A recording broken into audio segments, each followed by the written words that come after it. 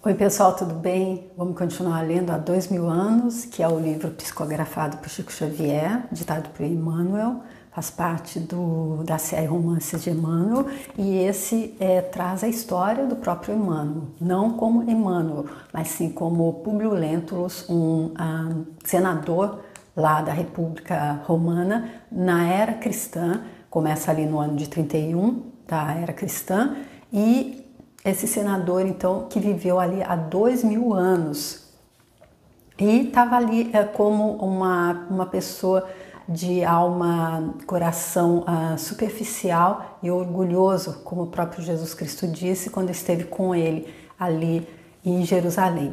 Agora nós estamos naquele momento em que Jesus já passou-se a Páscoa judaica, já passou-se a crucificação de Jesus Cristo, e nós estamos aqui nessa última parte desse vídeo anterior. Nós estávamos ali exatamente quando, depois de ter sido envenenado pela Fúvia, que era a mulher do tio dele, o Sálvio, e juntamente com o Sulpício, que queria ser amante dela, que estavam os dois ali combinados para então desmoralizarem a Lívia, que é a mulher do Públio, diante dele, fazendo-o acreditar que ela seja amante de Pôncio Pilatos, que era o governador da Judéia e que estava assim dando em cima dela. Porém, ela nunca deu não deixou nenhuma esperança a ele. Ela era fiel ao marido dela.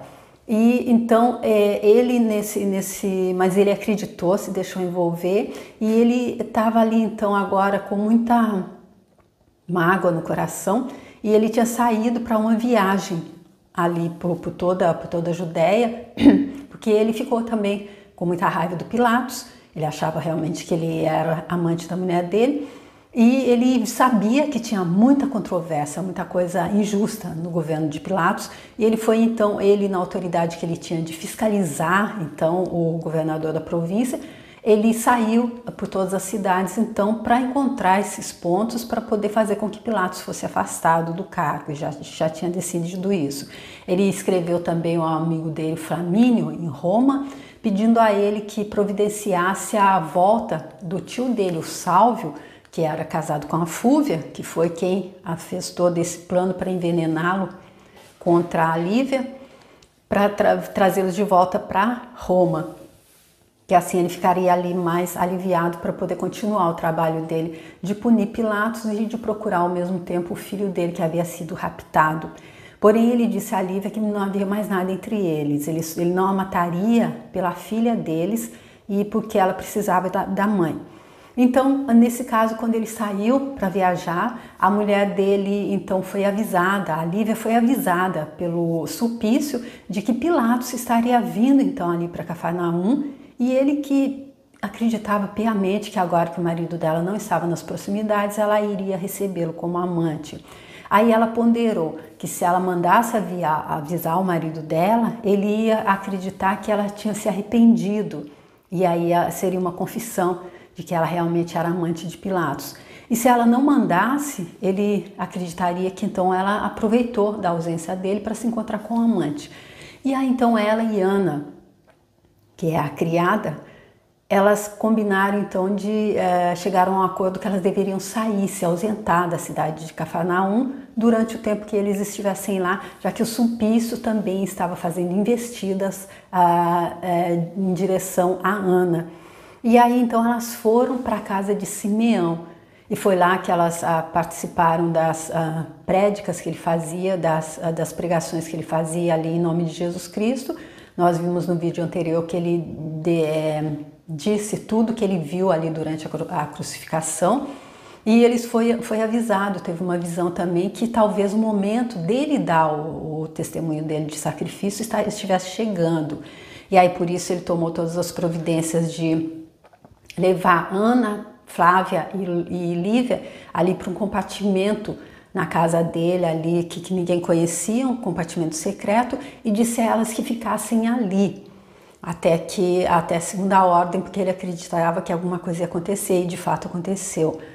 Sulpício, e quando chegou ali na casa de Lívia e viu que Ana nem Lívia estavam ali, ele descobriu para onde elas tinham ido e perguntou a Pilatos, que Pilatos até desistiu, falou, nossa, que mulher difícil mesmo, né? Então ele até desistiu, porém Sulpício, ele tinha certeza que Ana deveria ceder os caprichos dele, já que ela não passava de uma judia e ele era um romano, apesar de não ter tanto poder.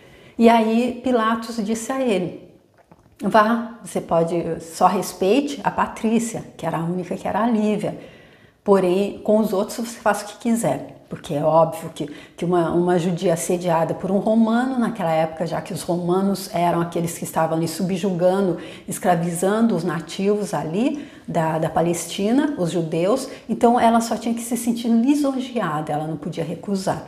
Então ele foi, e foi aí então que ali ele deparou-se com a fortaleza de Simeão, que não disse onde é que elas estavam, e por isso ele o açoitou até a morte de uma forma horrível, amarrou à cruz. E aqui então a gente vê, quando terminou aqui, quando Simeão chegou ali do outro lado, e quem foi encontrá-lo? Jesus Cristo. Ele falou, acabou assim, então, o último capítulo não, desculpem, o último vídeo. Ele estava com o espírito abatido, mas uma voz que seus ouvidos reconheceriam entre milhares de outras vozes, falou-lhe brandamente ao coração. Simeão, chegado é o tempo do repouso. Descansa agora das mágoas e das dores, porque chegaste ao meu reino, onde desfrutarás eternamente da misericórdia infinita do nosso Pai. Foi assim que terminou o vídeo anterior. Vamos continuar? Eu peço a Jesus Cristo que me inspire, que me ajude a falar de uma forma pausada, que todo mundo possa entender, que faça com que as inserções que eu faça, com que os meus comentários possam apenas trazer mais e não atrapalhar na compreensão. Tá bom? Jesus Cristo, muito obrigada. E Emmanuel, Chico Xavier, muitíssimo obrigada. Deus querido, muito obrigada. Pareceu-lhe afinal que alguém o tomara de encontro ao peito com o máximo de cuidado e carinho. Um bálsamo suave adormentou o espírito exausto e amargurado dele. O velho servo de Jesus fechou então os olhos placidamente, acariciado por uma entidade angélica que pousou de leve as mãos translúcidas sobre o coração desfalecido dele. Voltando, porém, ao doloroso espetáculo, vamos encontrar, junto à casa do ancião da Samaria, regular massa de povo que assistia, transidade de pavor, à cena tenebrosa. Amarrado ao madeiro, o cadáver do velho Simeão golfava sangue pela enorme ferida aberta no coração. A fronte, pendida para sempre, como se reclamasse o repouso da terra generosa, suas barbas veneráveis se tingiam de rubro aos salpicos de sangue das vergastadas. Porque Sulpício, embora sabendo que o golpe de espada era o detalhe final do monstruoso drama, continuava a açoitar o cadáver colado à cruz infamante do martírio. Aqui a gente vê que Sulpício, ele estava ali totalmente, se deixou apoderar, se entregou às trevas, ali estava açoitando um cadáver já morto. Dir-se-ia que as forças desencadeadas da treva se haviam apoderado completamente do espírito do líquido, que, tomado de fúria epiléptica intraduzível, vergastava o cadáver sem piedade, numa torrente de impropérios para impressionar a massa popular que o observava estarrecida de assombro. Então aqui eu acredito que ele estava sendo movido por essa cólera produzida ali pelas trevas, por esses dois motivos, porque ele queria deixar claro ali a massa que estava olhando, quem estava assistindo, aqueles judeus ali, quem era a autoridade? Ele era a autoridade, ele era romano, ele tinha que ser respeitado. Quem não respeitasse, quem não respondesse ao que ele estava, ao interrogatório dele, terminaria dessa forma.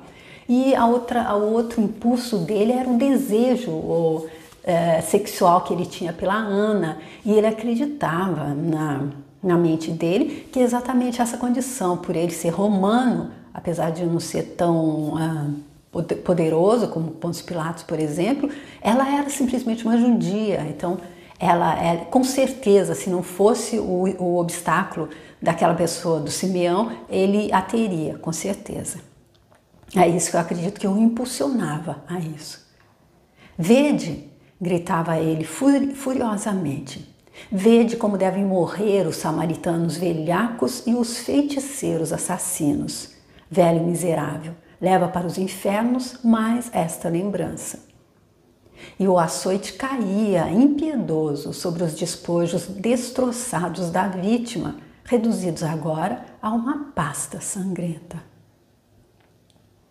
Nisso, porém, fosse pela pouca profundidade da base da cruz que se abalara nos movimentos reiterados e violentos do suplício, ou pela punição das forças poderosas do mundo invisível, viu-se que o enorme madeiro tombava ao solo na vertigem de um relâmpago. Debalde tentou líquido eximir-se à morte horrível, examinando a situação por 1/1000 de minuto, porque o tope da cruz lhe abateu a cabeça de um só golpe, inutilizando-lhe o primeiro gesto de fuga. Atirado ao chão com uma rapidez espantosa, Sulpício Tarquinius não teve tempo de dar um gemido. Pela base do crânio, esmigalhado, escorria a massa encefálica misturada de sangue. Então aqui a gente vê que, como o professor Hélio Couto diz, o bem tem força, o mal tem força nesse mundo de dualidade, onde tudo tem a sua outra face, mas é tudo relativo, não é nada absoluto aqui, porque aqui é só uma experiência que a gente está fazendo, uma passagem para ver como é que a gente sai ali na frente depois de ter livre-arbítrio para se apegar mais, para ir mais para o lado da sombra ou mais para o lado da luz. E aí então, aqui mostrando que o mal tem força, o bem tem força aqui nessa realidade, porém poder nessa realidade e em tudo é só Deus que tem. E aí quando a pessoa tá ali realmente, meu Deus, ele passou um pouco dos limites, por ele próprio ele tinha que ser parado. Ele estava plantando coisas tão, meu Deus, atrasa todo mundo se a pessoa planta tanta coisa horrível assim para colher, né? E aí então a cruz caiu na cabeça dele, esmigalhando, e aí virou uma massa encefálica misturada de sangue. Num átimo, todos acorreram ao corpo abatido do lobo, trucidado depois do sacrifício da ovelha. Um dos soldados examinou-lhe detidamente o peito, onde o coração ainda pulsava nas derradeiras expressões de automatismo.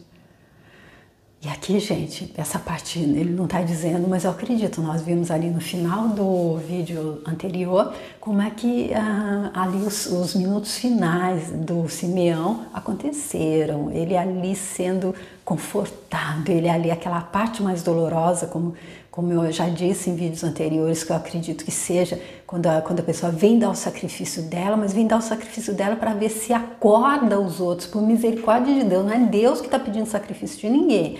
Deus não precisava que ele fosse morto dessa forma, senão como uma forma de ajudar os outros que estão ali vendo, os outros que estão lendo, a entender a mensagem de Jesus Cristo. E aí, nessa hora, é óbvio que Deus tira 90%. Então, nesses minutos finais, ele ainda estava ali sendo açoitado na cruz e já estava recebendo o bálsamo, o corpo dele estava açoitado na cruz. Ele já estava aliviado, ouvindo nos braços de Jesus Cristo.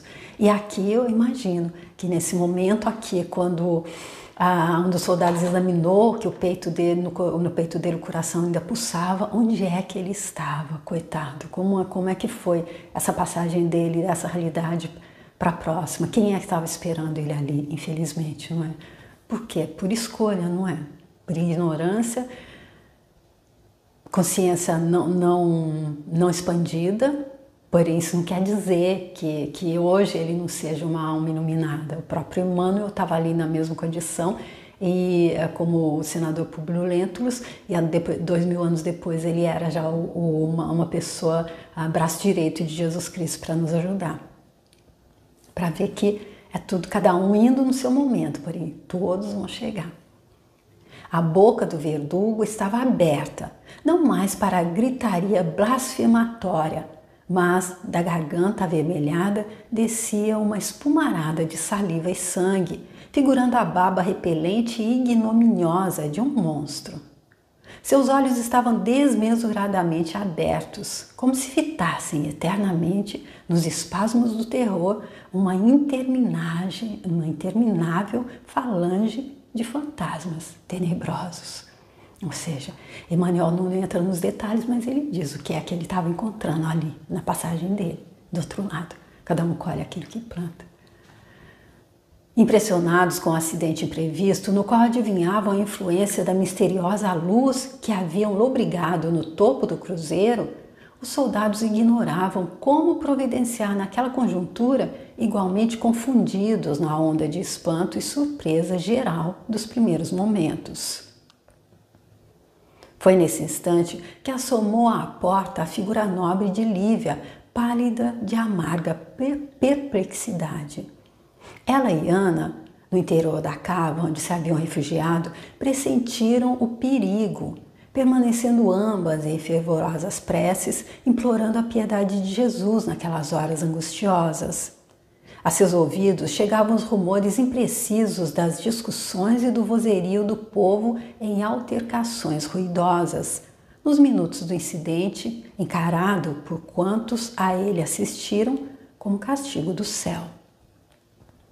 Ambas, aflitas e ansiosas, considerando o adiantado da hora, deliberaram sair, fossem quais fossem as consequências da resolução delas. Então elas estavam ali no esconderijo delas, onde o Simeão as deixou para que elas fossem poupadas. Mas elas estavam o quê? Elas estavam ali batendo papo, estavam olhando o WhatsApp? Não tinha. Mas elas estavam em quê? Elas estavam em oração, elas estavam em prece, elas estavam sintonizando a energia dela com a frequência de Jesus Cristo. Por isso que aí, na hora certa, elas deliberaram sair e as duas tiveram, uma não foi contra a outra, não, vamos ficar, não, elas saíram na hora que deveria ter saído. Chegando à porta e observando o espetáculo horrendo do cadáver de Simeão reduzido quase a uma pasta informe, sob a base da cruz, e vendo o corpo de Sulpício estendido à distância de poucos passos, com a base do crânio esfacelada, experimentaram naturalmente um pavor indefinível. O paroxismo das emoções, contudo, poucos minutos durou.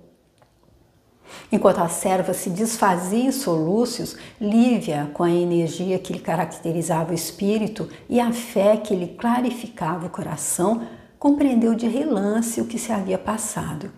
E entendendo que a situação exigia a força de uma vontade poderosa para que o equilíbrio geral se restabelecesse, exclamou para a serva, entregando-lhe a filha resolutamente: Ana, peço-te o máximo de coragem neste angustioso transe, mesmo porque cumpre nos lembrar que a bondade de Jesus nos preparou para suportar dignamente mais esta prova aspérrima e dolorosa.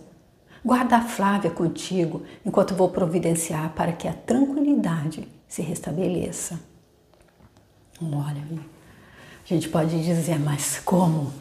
Onde ela era feita de quê? Ela era feita de aço, a Ana se desfazia em soluços, era o tio dela, era toda aquela situação ali, e ela teve essa força, ela teve o máximo de coragem nesse angustioso transe. Por quê? Porque ela lembrou que Jesus a havia preparado, Jesus nos preparou para suportar dignamente mais esta prova aspérrima e dolorosa.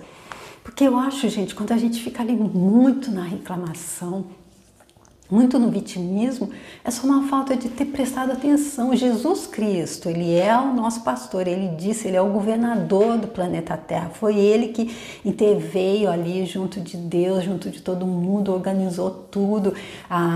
Os livros de Chico Xavier explicam bem isso, para que a gente tivesse essa oportunidade. Nós que viemos ali, de acordo com o que eu ouvi, de uma pessoa falando sobre Chico Xavier, nós que acreditamos em reencarnação, a gente que já entendeu que é só a bondade de Deus nos ajudando para nos limpar todo o sofrimento que a gente passa, todas as provas, todas as expiações, que a gente só está aqui para fazer a nossa reforma íntima, para evoluir, para poder voltar para o Pai. Ele disse que perguntou pro Chico, quem veio de Capela? Quem é de capeliano? Porque Capela é aquele planeta que era como o planeta Terra, um planeta de prova e expiação, mas aí o planeta também ele sobe, não é? Ele também evolui, ele é também uma entidade, uma consciência. E aí no momento de Capela evoluir, nós que estamos aqui hoje com um pouco mais de compreensão do que eu acredito que seja o certo, que seja a compreensão do que Jesus Cristo veio ensinar, nós éramos aqueles que de hoje que são os cabeça dura, que acreditam em céu e inferno, que não entendeu, e por mais que alguém fale, não entende a mensagem de Jesus Cristo. Somos todos irmãos, Deus nunca vai abrir mão de um único. Hitler, enquanto se alguém está pensando que vai chegar no céu e não vai encontrar ele lá, mas todo mundo lavadinho, todo mundo purificado pelo sofrimento, mas pelo sofrimento que Deus impôs, não que nós mesmos nos impusemos. E aí então, eu acho que falta só essa compreensão, a gente não prestou atenção, porque Jesus Cristo disse, olha, vai haver choro e ranger de dentes ali para onde vocês vão. Porque vocês estavam aqui, eu estou falando daqueles que estão mais nessa compreensão. Já aqueles que não, essa pessoa disse que era mais ou menos assim, como, e até o próprio professor Hélio Couto diz, a gente vai metendo muitos pés pelas mãos, aí Deus tem que dar uma brecada, como fez aqui com o Sulpício. Então a gente volta, já imaginou a gente, ele fala, já imaginou a gente voltar com a consciência que a gente tem hoje lá para a caverna? Porque eu acredito que a evolução é assim, vai havendo planetas de prova e expiação que começa ali, no primitivo do ser humano. E já imaginou a gente com a nossa consciência ali? Então é por isso que é todo mundo evoluindo e que é só então essa falta de ter prestado atenção no que Jesus Cristo disse, mas ela, nesse momento, da parte do sacrifício dela, ela diz, Jesus Cristo nos preparou para suportar dignamente mais esta prova aspérrima e dolorosa. Porque além disso, imagina se ela saísse e começasse a gritar, as duas desesperadas, a menina ia ficar super desesperada e todo mundo ia se desesperar ainda mais. Aconteceria mais tragédia, porque é uma coisa como se fosse aquele dominó que se joga, não é? A gente se influencia, as emoções, assim como uma hora que uma pessoa começa como que diz quando as pessoas se atacam, a gente já ouviu dizer de pessoas que apanham até a morte por uma multidão, um começa, o outro vai e nem sabe por que está batendo, nem sabe o que está fazendo, mas aquilo vai se alargando. Então, isso poderia ter acontecido aqui se ela não tivesse essa presença de espírito.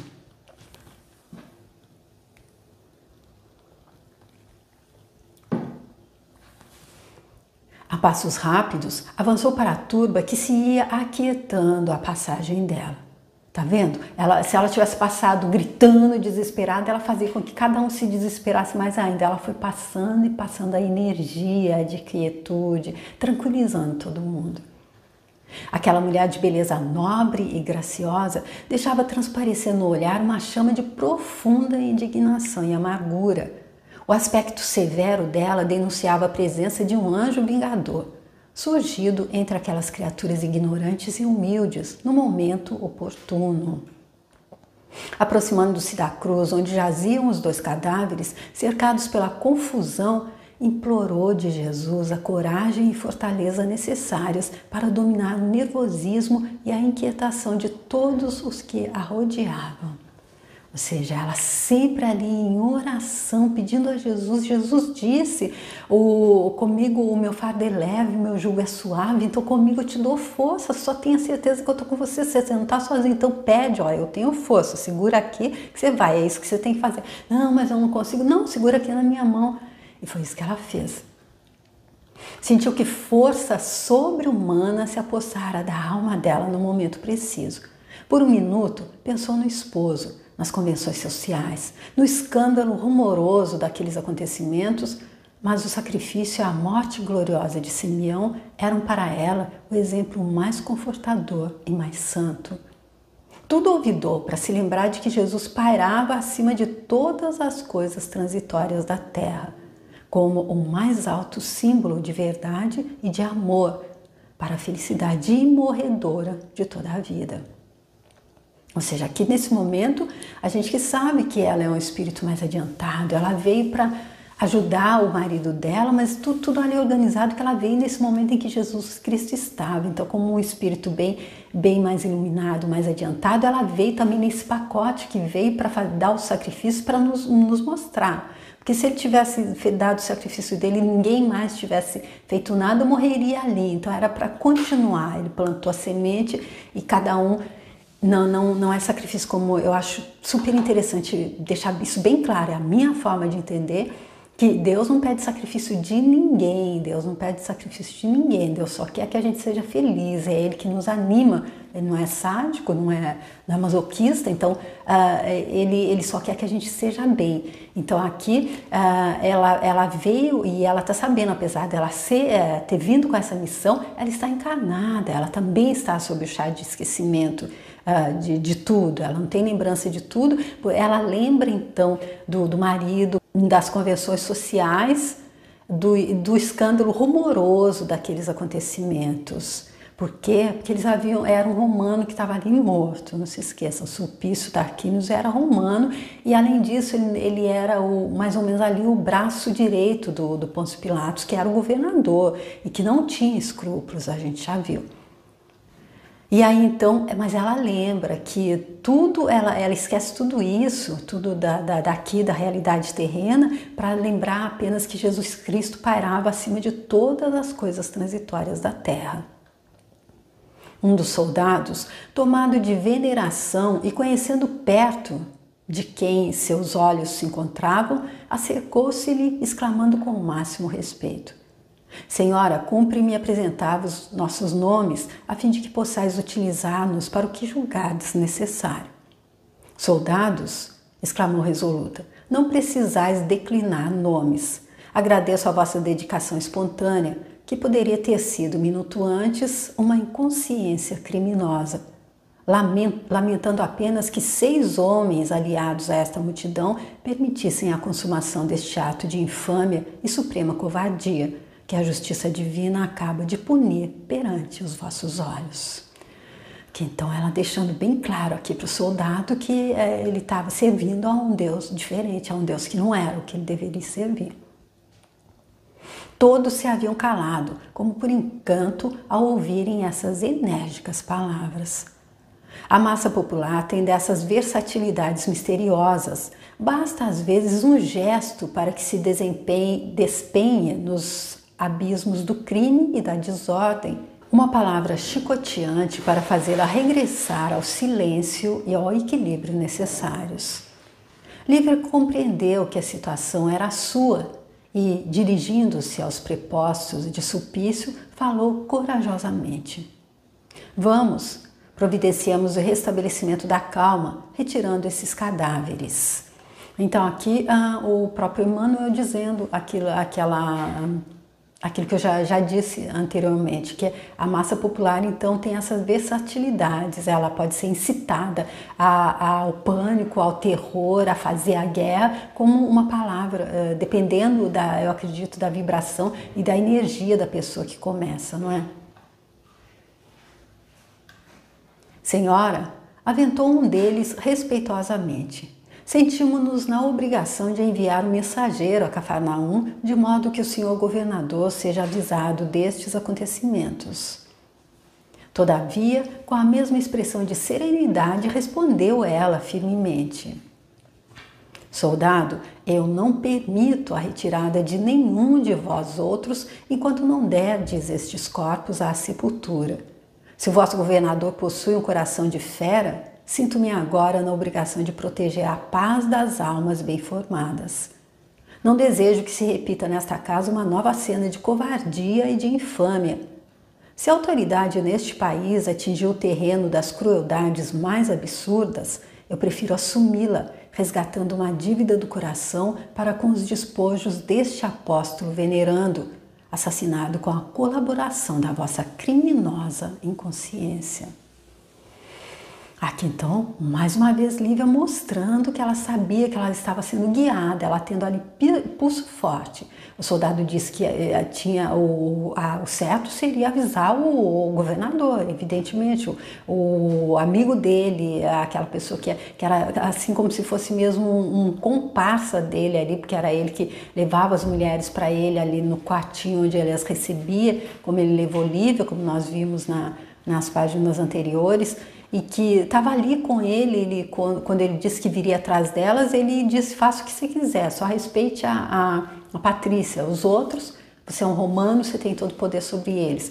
Então ele teria que ser informado, mas ela diz: se o vosso governador possui um coração de fera, sinto-me agora na obrigação de proteger a paz das almas bem formadas.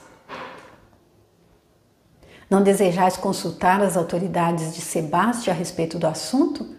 Tornou um deles timidamente.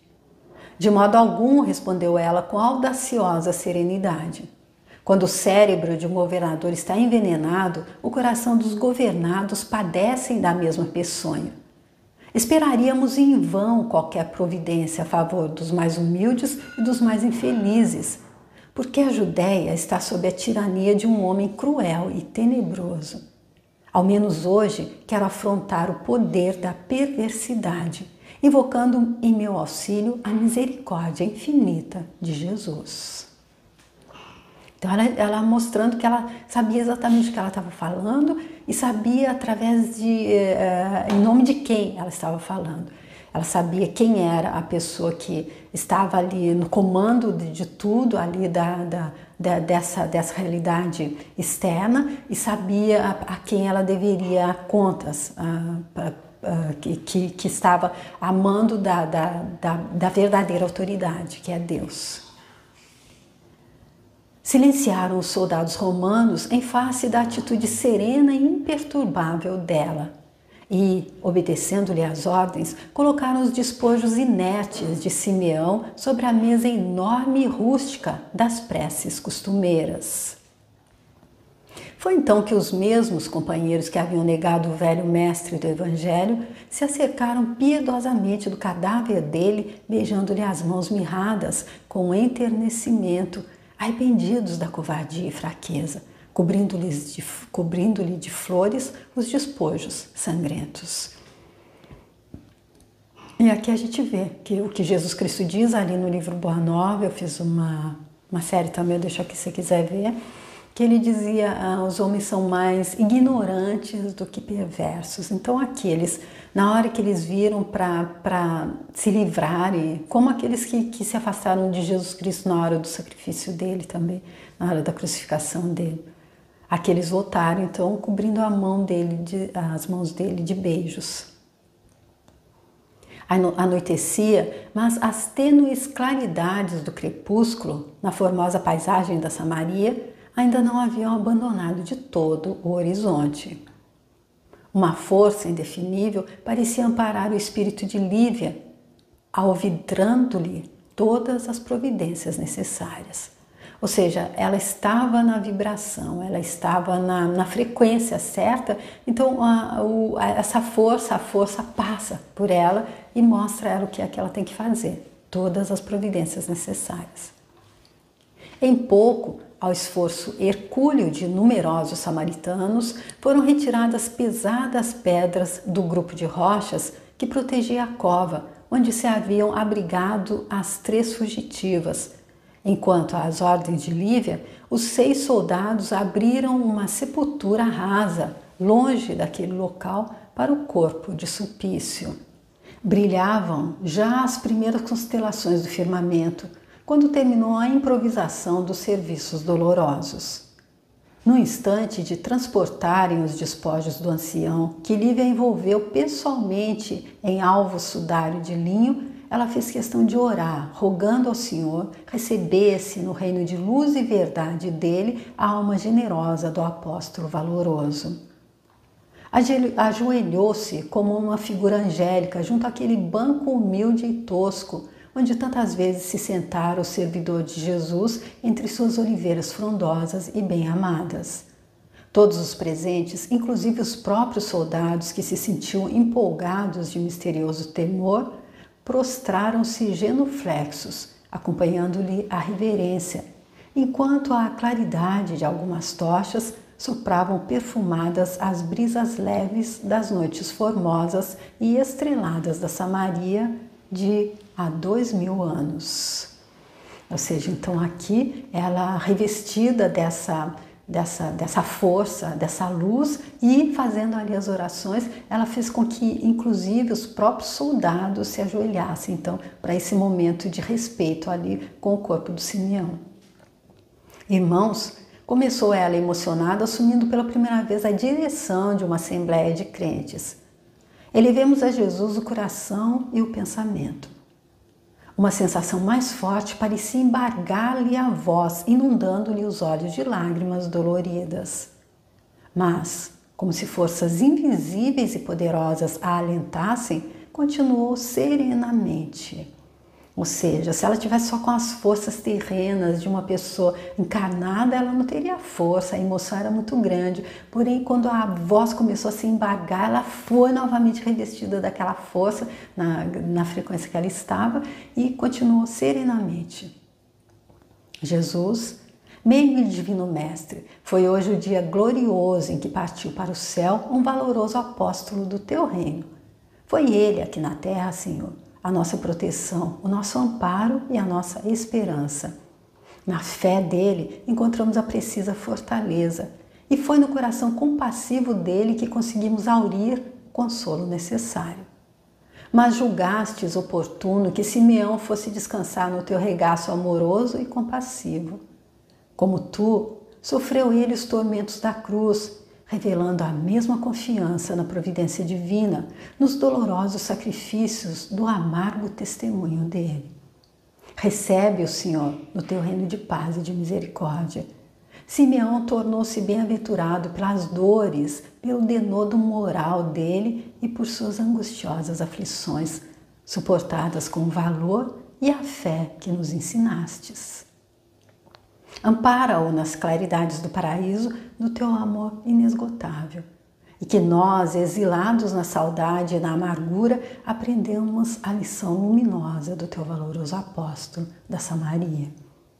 Se algum dia nos julgardes, também dignos do mesmo sacrifício, fortalece-nos a energia para que provemos ao mundo a excelência dos teus ensinamentos, ajudando-nos a morrer com valor, pela tua paz e pela tua verdade, como teu missionário carinhoso a quem prestamos nesta hora a homenagem do nosso amor e do nosso reconhecimento.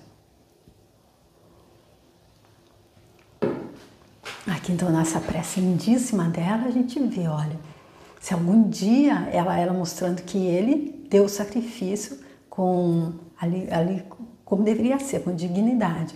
E se algum dia nos julgardes também dignos do mesmo sacrifício. Ou seja, isso é uma oferta de Deus, não que Deus esteja pedindo o sacrifício da gente, mas você pode ir lá e você pode fazer isso para ajudar os outros a entenderem o que é o amor incondicional, para ajudar a espalhar a boa nova. Sim, então no momento você também vai ter todo aquele tratamento que Simeão teve. Paulo de Tarso entendeu isso, fez tudo, e no momento também da morte, aquela morte terrível que ele teve também, ele já logo em seguida passou, e nós vamos ver outros personagens desta mesma história aqui também. Nesse ínterim, houve na oração dela um interregno. Todavia continuou: Jesus, a ti que vieste a este mundo, mais para os desesperados da salvação, levantando os mais doentes e os mais infelizes, endereçamos igualmente nossa súplica pelo celerado que não hesitou em tripudiar sobre tuas leis de fraternidade e amor, martirizando o inocente e que foi arrebatado pela morte para o julgamento da tua justiça. Nossa, gente, bingo aqui, né? Realmente ela entendeu. Quando Jesus Cristo disse, amai-vos uns aos outros, é muito fácil a gente amar os nossos filhos, os nossos familiares, nosso pai, nossa mãe, nossos irmãos. Às vezes não, gente, não também. Mas é muito mais fácil amar aqueles que são nossos amigos, mas e os inimigos? E olha aqui ela dando exemplo. Endereçamos igualmente nossa súplica pelo celerado, pelo supício, por esse pobre coitado que está totalmente cego. Não é que a essência dele é grandiosa, é divina, porém ele foi lá totalmente para o lado da treva, se perdeu lá, mas é por isso mesmo que ele acorde muito rápido. Imagina se o senador Publio Lentulus, que estava ali também totalmente coitado, tão perdido também, se ele não tivesse acordado, se a gente tivesse dito, ele não, sabe, se Deus, a gente não tem nada, se Deus tivesse dito, não, você é aquele que vai para o inferno mesmo, hoje a gente não tinha essa grande obra, a gente não tinha essa pessoa iluminada que está nos trazendo esse exemplo da própria vida.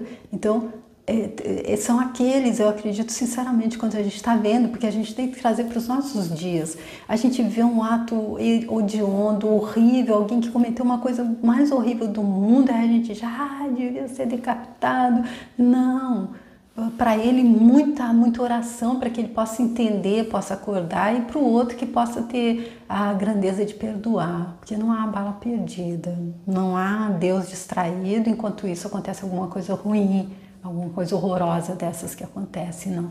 Há sempre, da minha forma de entender, há sempre um plantando e outro colhendo. Queremos esquecer a infâmia dele, como perdoastes aos teus algozes do alto da cruz infamante do martírio. Ajuda-nos, Senhor, para que compreendamos e pratiquemos os teus ensinos. Levantando-se comovida, a Lívia descobriu o cadáver do apóstolo e beijou-lhe as mãos pela última vez, exclamando em lágrimas carinhosas: adeus, meu mestre, meu protetor e meu amigo. Que Jesus te receba, o Espírito iluminado e justo, no reino de luzes imortais. E que minha pobre alma saiba aproveitar neste mundo a tua lição de fé e valoroso heroísmo. Repousado numa urna improvisada, o corpo inerte de Simeão foi conduzido ao último jazigo. Numerosas tochas haviam sido acesas para o ofício amargo e doloroso. E enquanto o cadáver do líquido supício descia à terra úmida, sem outro auxílio da cooperação dos prepostos dele, o nobre ancião ia repousar à frente do templo e do ninho dele entre as virações cariciosas do vale, à sombra fresca das oliveiras que lhe eram tão queridas. Então aqui a gente vê que ela pediu por ele e também fez por ele, porque assim mesmo em guerras a gente vê que cada um enterra o seu, os outros ficam ali para ser comidos pelos urubus, não é?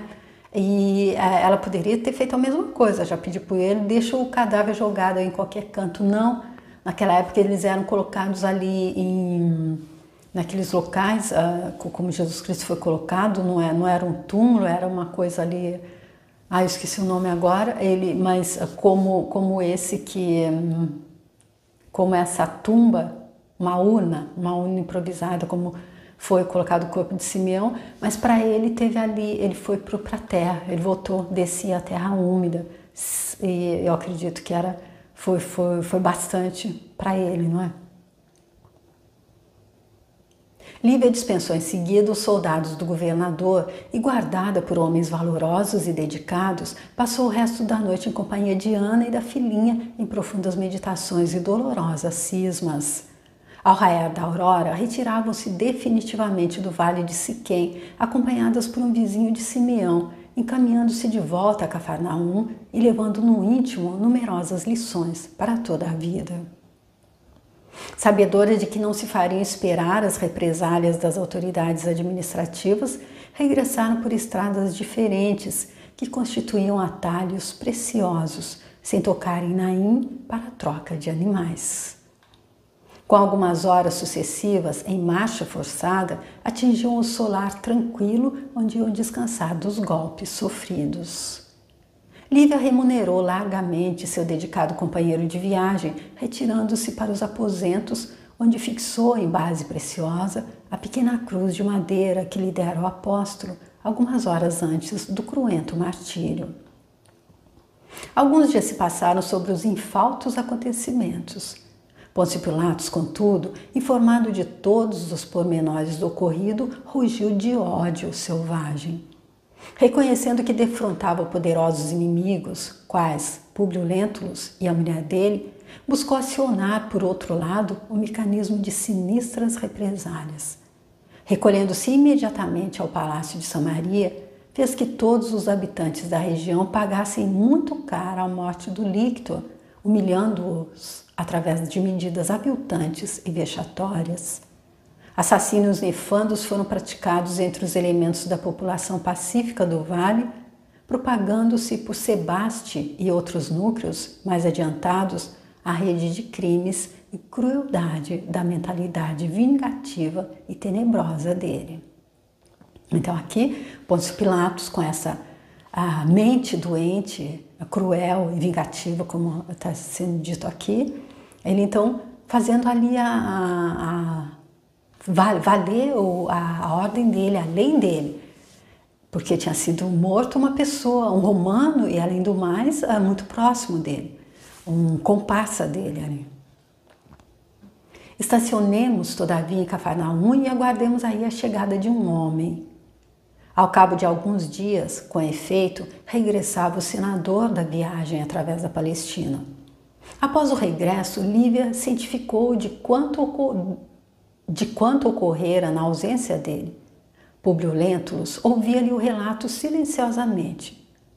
À medida que se lhe tornava conhecidas as ocorrências, sentia-se intimamente tomado de indignação e de revolta contra o administrador da Judéia, não só por sua incorreção política, mas também pela extrema antipatia pessoal que a figura dele lhe inspirava, resolvendo em face do acontecido não vacilar um segundo em processá-lo acerbamente, como quem julgava dever perseguir o mais cruel dos inimigos.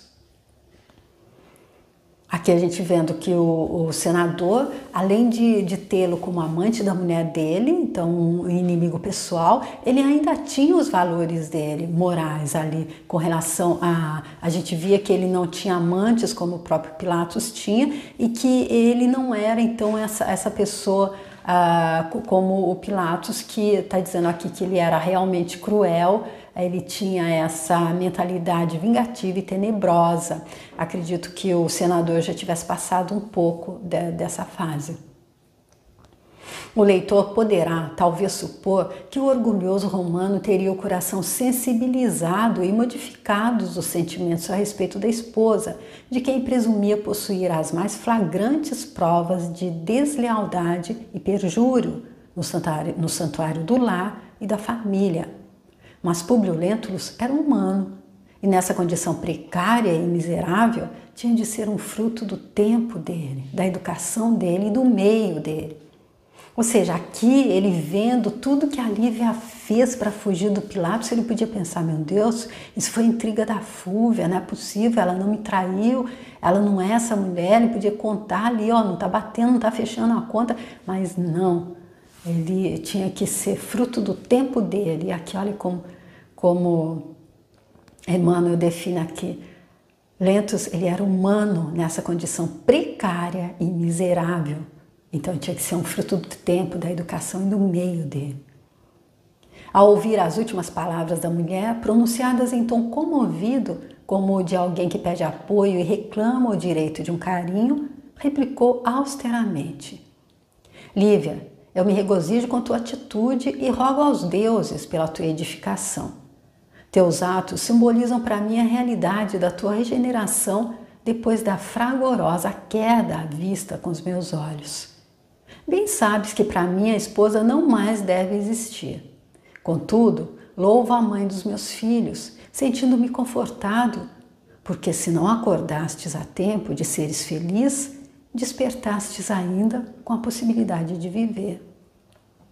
Tua repulsa tardia por esse homem cruel me autoriza a crer na tua maternal dedicação e isso basta. Essas palavras pronunciadas em tom de superioridade e secura demonstraram a Lívia que a separação afetiva de ambos deveria continuar no ambiente doméstico irremissivelmente. Abalada nas comoções do martírio moral dela, retirou-se para o quarto, onde se prostrou diante da cruz de Simeão com a alma desalentada e combalida. Ali meditou angustiosamente na penosa situação dela, mas em dado instante viu que a lembrança humilde do apóstolo da Samaria irradiava uma luz caridosa e resplandecente, ao mesmo tempo que uma voz suave e branda murmurava aos ouvidos dela: Filha, não esperes da terra a felicidade que o mundo não te pode dar. Aí todas as venturas são como neblinas fugidias ao calor das paixões ou destroçadas ao sopro devastador das mais sinistras desilusões. Espera, porém, o reino da misericórdia divina, porque nas moradas do Senhor há bastante luz para que floresçam as mais santificadas esperanças do teu coração maternal. Não aguardes, pois, da terra mais que a coroa de espinhos do sacrifício. Olha, gente, que lindo consolo, não é? Seja o que for que a gente esteja passando, saber que aqui a gente veio para dar o nosso testemunho. Se nós estamos passando alguma coisa, é porque Jesus Cristo acreditou que a gente fosse digno, ou se a gente está passando alguma coisa que a gente... é porque a gente está vivendo, está experienciando a lei da causa e efeito, que é magnânima, que é absoluta. E aí, mas é só uma passagem, como a Virgem Maria mandou recado pelo Emmanuel para o Chico Xavier, quando ele estava ali passando, que a vida dele, meu Deus. E ela disse, isso passa, isso passa, isso passa. E ela tem moral para dizer isso. Ela estava ali em pé, assistindo o filho dela ser crucificado. A esposa do senador não se surpreendeu com o fenômeno. Conhecendo de oitiva a ressurreição do Senhor, tinha convicção plena de que se tratava da alma redimida de Simeão, que a seu ver voltava das luzes do reino de Deus para lhe confortar o coração. Por semanas a fio, recebeu Públio Lentulus a visita de samaritanos numerosos, que lhe vinham solicitar enérgicas providências contra os desmandos de Pôncio Pilatos. Então, instalado no Palácio da Samaria, onde permanecia raramente, ordenando o assassínio ou a escravidão de elementos numerosos, em sinal de vingança pela morte daquele que considerava como o melhor áulico da casa dele. Daí a algum tempo, regressava Comênio da viagem dele a Roma com um professor competente para a pequena Flávia. Além desse preceptor notável que lhe mandava carinhosa solicitude de Flamínio Severus, chegava-lhe também novas notícias que o senador considerava confortadoras. Em virtude da solicitação dele, as altas autoridades do império determinaram a volta do pretor Salvio Lentulus com a família para a sede do governo imperial, pedindo-lhe ao amigo, particularmente, a remessa de dados positivos quanto à administração de Pilatos na Judéia, a fim de que o Senado pleiteasse a remoção dele. Então aqui a gente vê que o Públio já conseguiu então que a transferência do tio dele, que é o Salvio, cuja mulher é a Fúvia, que está por trás de toda essa a tragédia que está se passando na vida dele com relação a Lívia, foi ela que armou tudo. Então eles vão ser remanejados para Roma, o que deixa ele mais aliviado, e aí ele vai mandar todos os dados que vão comprovar também a remoção, para que seja removido o Pilatos também.